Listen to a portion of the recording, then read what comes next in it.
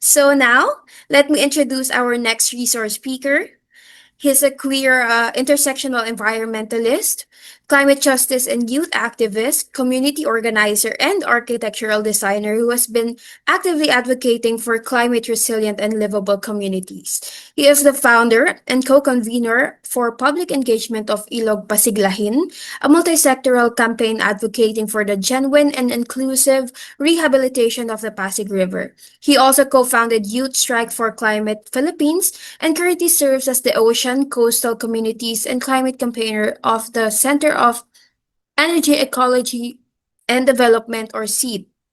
This afternoon, with his background in architecture and climate justice, he will discuss the environmental concerns surrounding the proposed PAREX, particularly its implications for the Pasig River, surrounding communities, and the broader urban environment. Please join me in warmly welcoming Mr. Jefferson Estela, the co-convener of Ilog Pasiglahin. Makakalikasang araw po, Mr. Jefferson Estela. Isang palaban at mga kalikasang tanghali po or hapon sa lahat. Maraming maraming salamat for inviting Ilog Pasiglahin. Can you hear me po? Yes po, loud and clear. Alright, let me share my screen. Sige, muli maraming maraming salamat po, no. I will just turn off my camera for a while discussing, but again, muli, I just want to extend our thanks, no, sa organizer. I have been speaking to the Kamayan Forum a lot of times, but this time I will be wearing the hat of being a member po na Ilog Pasiglahin. Also, I want to thank si Architect Dom for that insightful, and I think it's a very, very good transition for the presentation of Ilog Pasiglahin and to discuss yung advocacy and why we are really pushing for the cancellation of the PADEX project. Next slide, please.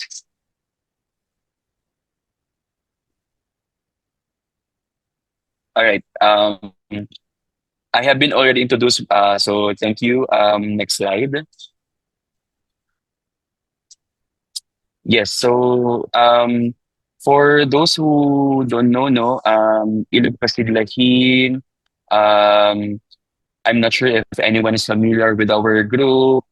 If you are familiar, can you please maybe type in the chat if you are already joined some of our activities or even aware of the activities or aware of the group. Um, we are a coalition of youth, heritage, environmental, urban planning advocates pushing for the sustainable, people-centric urban development and the genuine revitalization of the Pasig River and its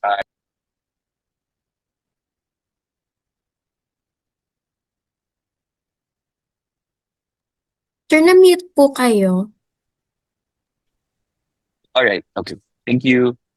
As I mentioned, founded in 2021, almost 5 years ago, in response to the Pasig River Expressway, we have pushed efforts to shape public narratives, strengthen and defend yung communities along the Pasig River, and engage both government and the private sector for the transformation of the Pasig River. Next slide, please. And to formally begin, um, as I mentioned, napakaganda na we have started with the lens of heritage or even in the cultural perspective from Architect Dom. Because I want to start by saying that the Pasig River made Metro Manila possible. And kita-kita naman yun doon sa unang slide na pinakita ni Architect Dom that it really, the Pasig River made Manila possible to exist. And even the communities that we have right now. Um, in the next slide, yung Pasig River, it was Manila's first highway connecting Laguna de Bay to Manila Bay. And as mentioned, it stretches from about 25.2 kilometers and it travels through the Philippine capital, which is Manila, and other cities in Metro Manila up to the Laguna de Bay, which is located in the region for a Calabarzon. In the next slide, you will see that the river has two major tributaries. Among many of its tributaries, um, which is yung Marikina River rather, and the San Juan River, both located inside and outside of the Metro Manila or the NCR. In the next slide, of course, some of you already know this, but for those who are not, it gave rise, actually, the Pasig River gave rise to the ancient kingdoms of Namayan, Manila, Tondo, and trade livelihoods, culture, and communities flourish along its banks.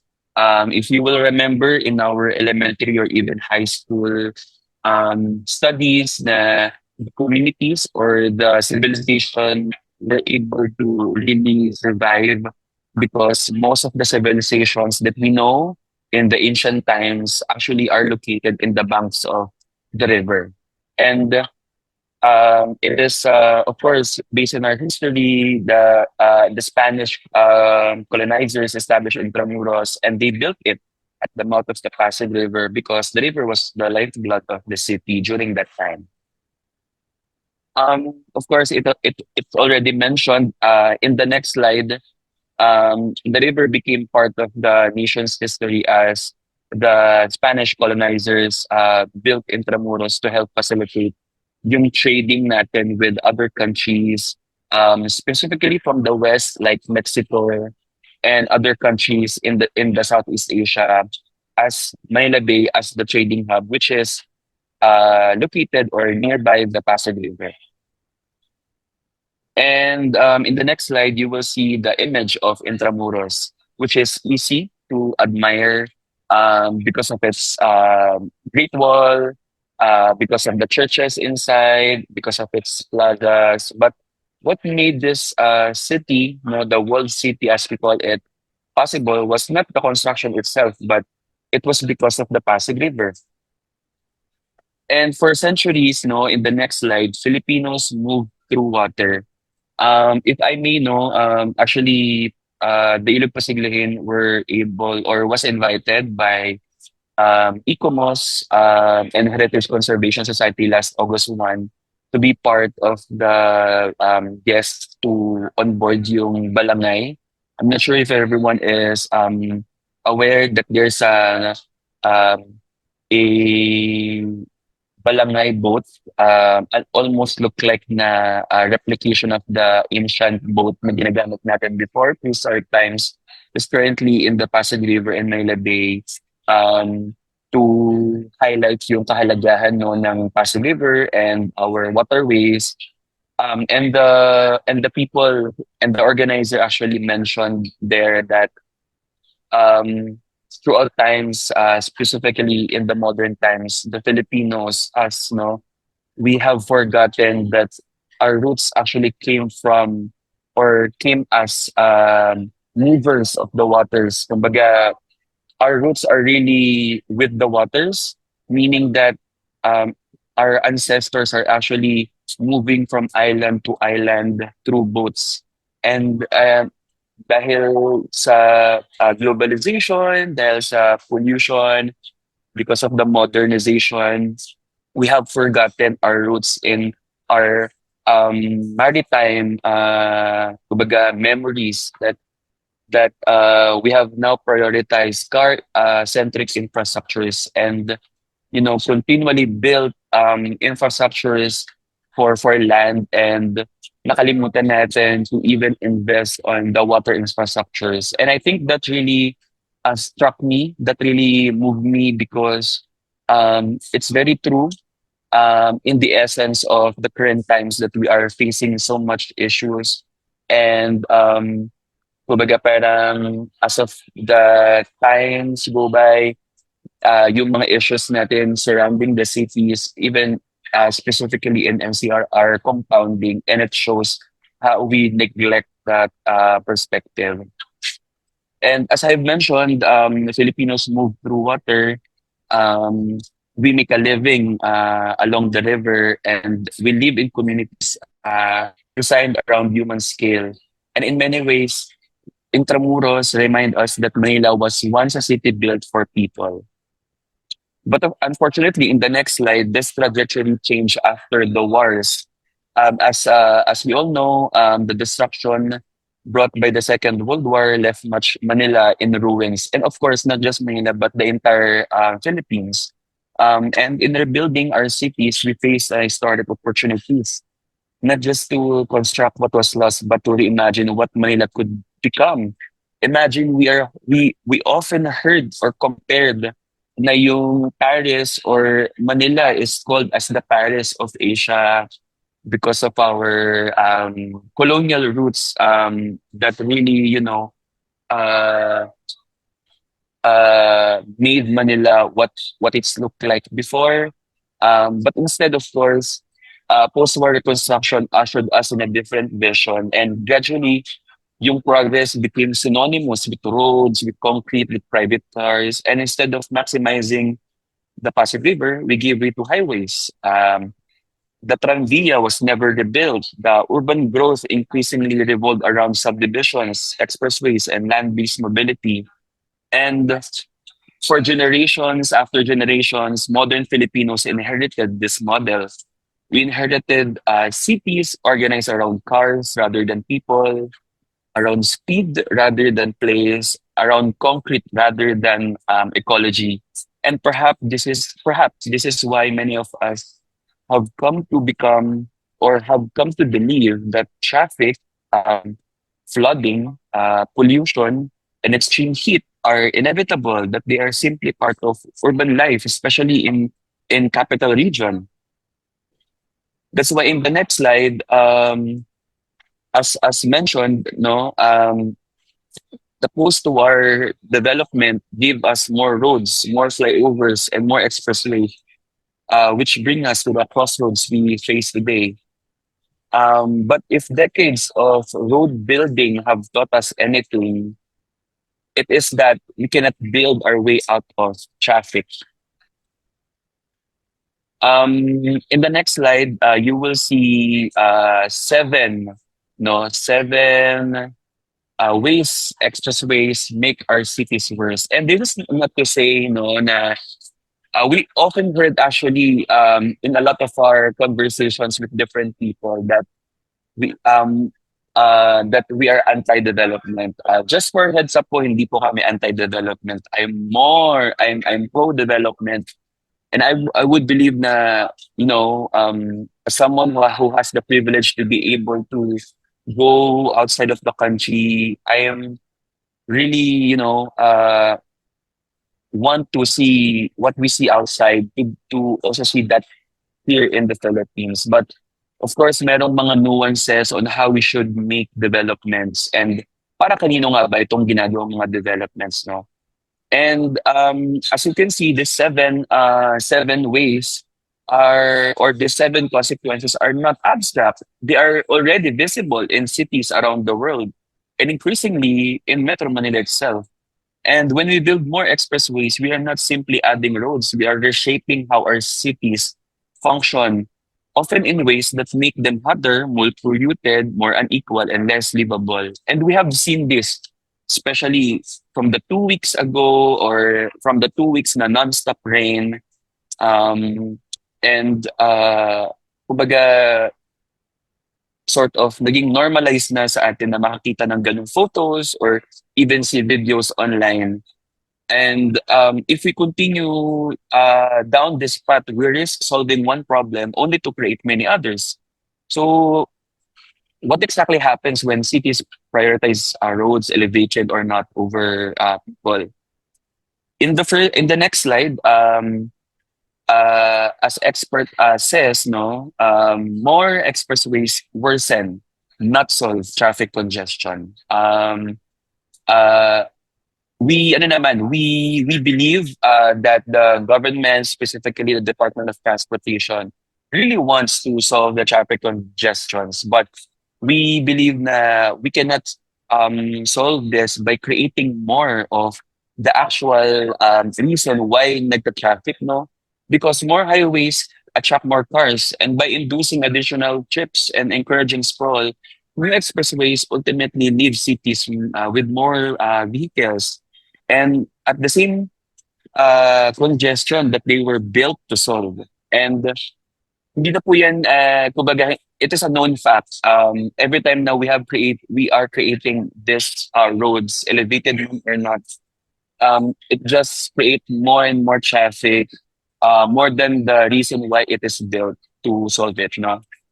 In the next slide, um, expressways intensify flooding and disrupt urban water systems. Their constructions destroys permeable surfaces, alters drainage patterns, and replaces natural spaces with concrete, increasing flood risks both during construction and long after completion. Wag na po tayong lumayo. The very example is the Quezon Avenue, um, specifically yung part the Skyway or yung expressways near that area. And after it was actually built, mas lalong tumindi yung pagbaha dito, no? In the next slide, expressways, no, make cities hotter. And this is a known fact as well because nung summer nga lang, no, nung March, April, May, June, grabe yung init sa Metro Manila that vast paved surfaces and the heat generated by vehicles contribute to the urban heat island effect, which actually raise temperatures and making extreme heat more dangerous for urban residents, specifically in the capital region. And I'm not sure po is meron dito mga nakatira near the expressways or even the near roads.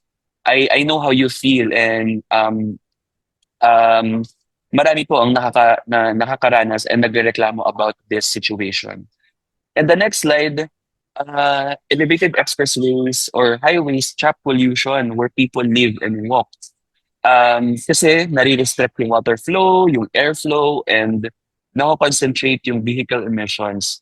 And urban expressways expose nearby communities, pedestrians, and commuters to higher levels of harmful and air pollutants. And kitang-kita po yan dito sa Metro Manila. Hindi na tayo, kumbaga, kita-kita po yan sa everyday life ng mga tao, kita-kita po yan sa photos, videos, and even the plight of commuters na everyday, no, na nagko-commute to go to their home, to home from their workplace and vice versa.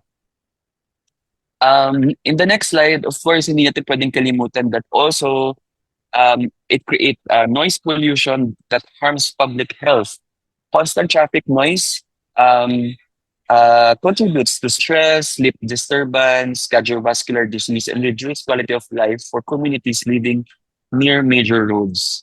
And yun nga, as mentioned, talagang ang naapektuhan nito is yung mga karatig ng mga communities nearby this construction or this infrastructures. And second to the last, no, in the next slide, elevated roads actually threaten heritage, culture, and sense of place. And this, as discussed by architect Dom, it divide historic districts, it obstruct yung views, no?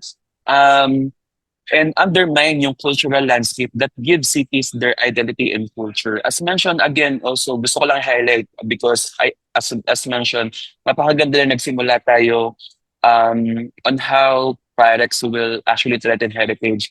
Because most of the times when we go to ibang bansa, what we appreciate is the the identity, the character of the cities we are traveling. Pero sa Pilipinas, it's the other way around.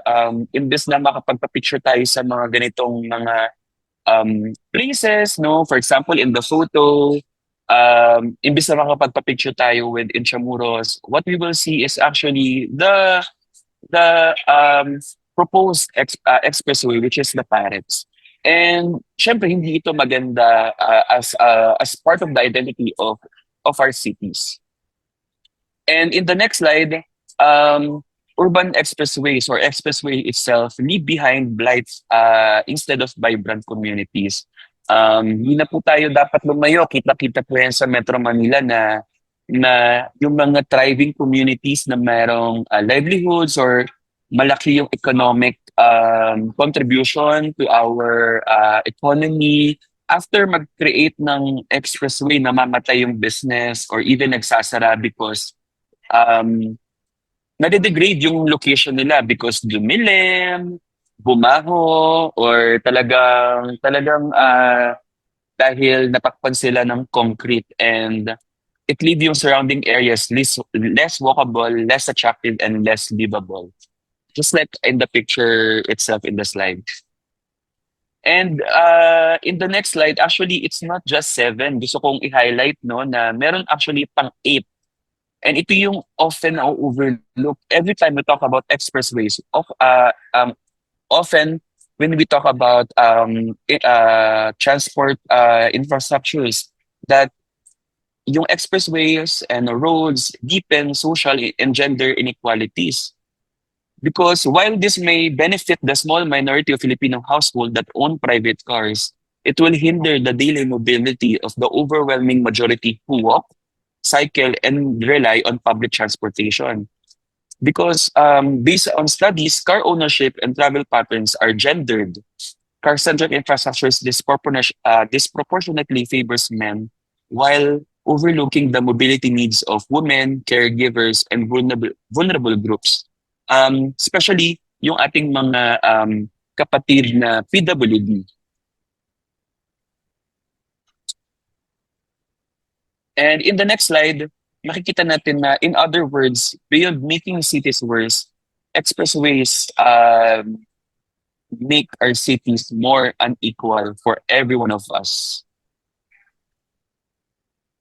And in the next slide, this brings us to the present. No, these consequences we have discussed are not merely theoretical; they are unfolding before our very eyes. And wag na tayong lumayo. May bago na naman tayong project na we have come to oppose because projects like SALEX are not isolated infrastructure proposals. They are manifestations of the same development paradigm that has shaped Metro Manila for decades, na nagpa-prioritize ng moving cars over moving people, and treats yung trees, yung rivers natin, yung heritage natin, and communities as obstacles to be overcome rather than assets to be protected. Sabi ko nga, or in our conversations, no, with the groups pushing to the cancellation of Parex, um, while Parex is, as mentioned by Dr. Nina earlier, was cancelled and was backpedaled by Ramon Ang, it is the last missing piece of puzzle sa Metro Manila's expressways, no? And we believe na these projects should be cancelled um, sooner and not later. In the next slide, the ongoing controversy, no, surrounding Salets and the long-running debate over Parex reveal what is truly at stake. And these two projects force us to confront a fundamental question. What kind of cities are we building, and who are they really for? Because the fight for the trees, the Pasig River, the public spaces is ultimately a fight for the future of Metro Manila itself. But not just Metro Manila, but the entire country, no? In the next slide, the answer is not simply to oppose yung expressways. And for the record, again, I will reiterate, we are not anti-development. But other countries are tearing down their highways to prioritize people. So we also have to imagine and build a different kind of city. Yung nagpa-prioritize ng public life over private vehicles, that prioritize ecology over concrete, prioritize mobility over traffic, and participation over exclusion.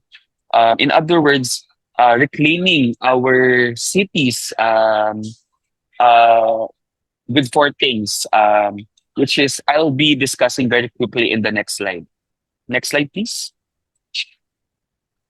As I have mentioned po at the start, Ilog Pasiglay na sa coalition. So I will be highlighting things that we are doing as a coalition from other groups to reiterate why we need a vibrant Philippine cities through public spaces and people-centered mobility. So, Renacimiento Manila is doing a heritage tours, specifically in this photo, highlighting no, the Intramuros, the environment of Intramuros. In the next slide,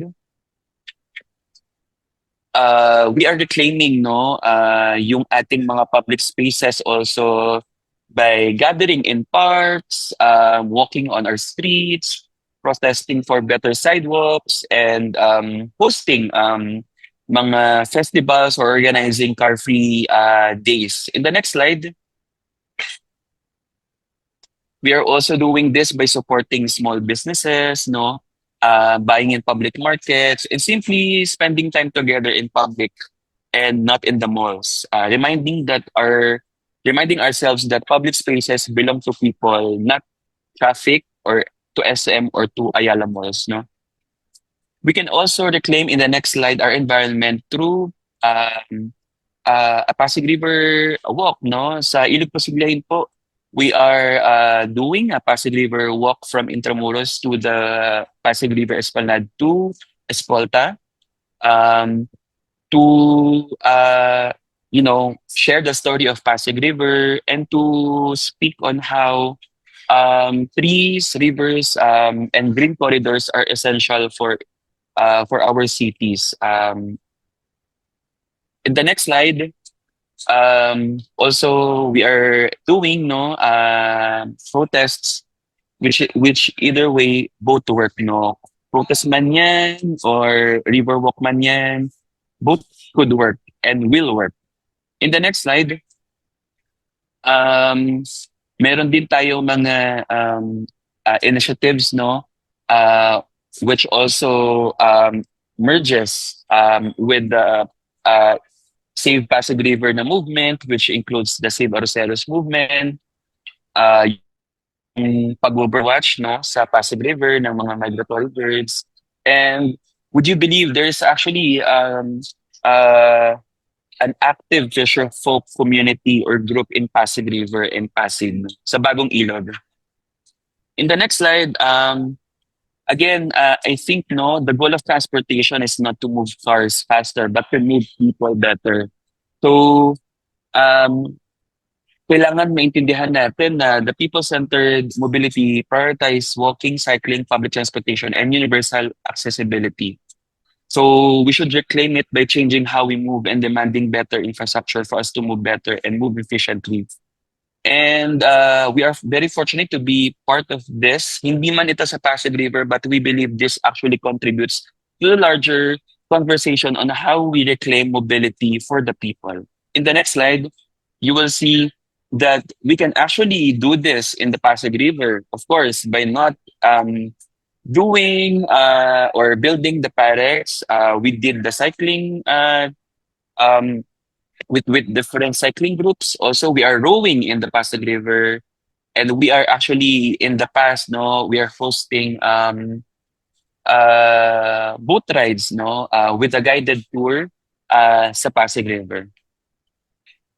And in the next slide, lastly, communities deserve meaningful participation in decisions that affect their neighborhoods, rivers, and public spaces. And um, we reclaim our autonomy for our cities by showing up, by attending consultation, questioning projects that affect our communities, organizing with our neighbors, voting for leaders who put people first, and speaking out in public spaces are threatened, reminding that cities are built by citizens and for citizens. And as you can see in this photo, we held the protest in front of the DNR regarding the ECC of the Parex. Kasi actually, very simple lang naman po maintindihan no, na it's really crazy and bizarre to build an expressway on top of a river. So but of course, so there's so many factors na kailangan i-challenge, and one of those is this particular way.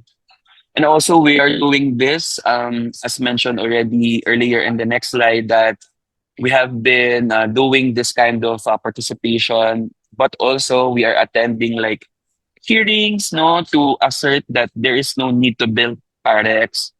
And of course, we may be opposing this project, but also we are keen to partner with the government to see and realize the potential of the Pasig River. In the next slide, again, as I was saying, wag na tayong lumayo. It is fitting that we gather here to, discuss this very thing, the Pasig River. And for more than 450 years, yung Manila's history has been shaped by the Pasig River. And the question before us is not simply whether we build another expressway. In the next slide, we will see na actually it's really possible na it is whether we choose to inherit the wisdom of our past and reclaim our cities for people, or continue a path that makes them hotter, more divided, and less livable. Imagine na lang po, no?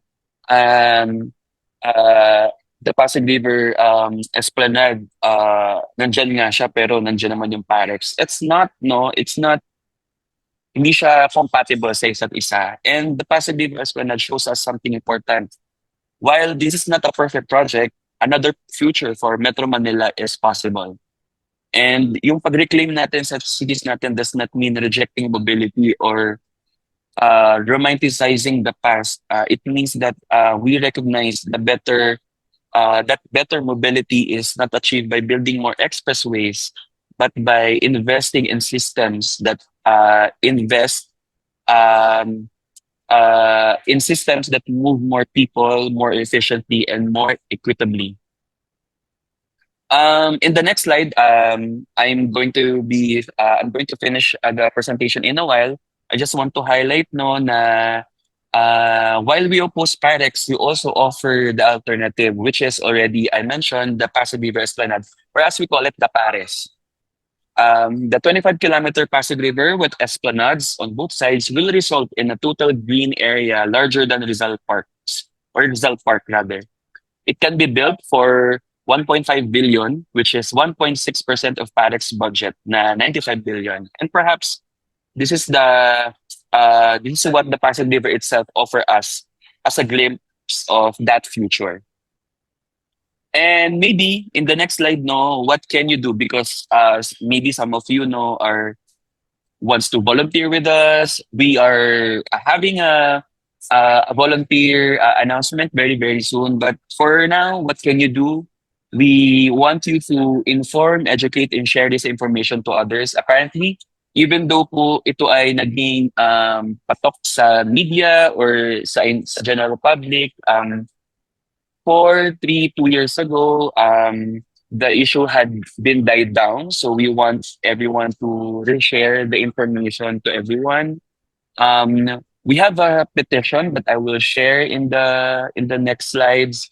You may want to sign up to that petition. We already have like I think 27,000 signatures. We also want no na new to pick agency to write to your mayors and other government agencies such as the Office of the President, DNR, DPWH, and DOTR regarding this project. Para po hindi lang sa amin din manggaling no yung concerns in this project. We also encourage you to visit the communities and join the activities that we have like the walking tour. And of course, collaborate with your community members to organize events that celebrate these places. To close in the next slide, I want to kumbaga, reiterate that I hope that this brings you hope, no? That the story of the Pasig River is not just about it being a body of water, um, and that the history of the Manila is just another piece of trivia to know or to refresh us of what Manila was before. But these are all stories about the kind of city we will choose to build in the country. In the next slide, there is a question I want you to ask yourself. As our cities become hotter, more congested, increasingly vulnerable to climate impacts, especially with the recent Habagat rain. Wala pa pong bagyo, pero grabe yung pagbaha sa Metro Manila or even the Greater Manila, no? Will we continue building cities around cars and concrete or reclaim them for people and public spaces? In the next slide, no, to get to know more about our work, or if you want to sign our petition, please scan the QR code. Please follow us on social media as well, or email us for partnerships. Uli, maraming salamat po, at sabay-sabay natin isigaw, ilog wag patayin at ilog pasiglahin. Sorry, before I end this, maybe you can go to the next slides, because we actually have a briefer that if you want to read this. Meron po kaming briefer. Next slide, please.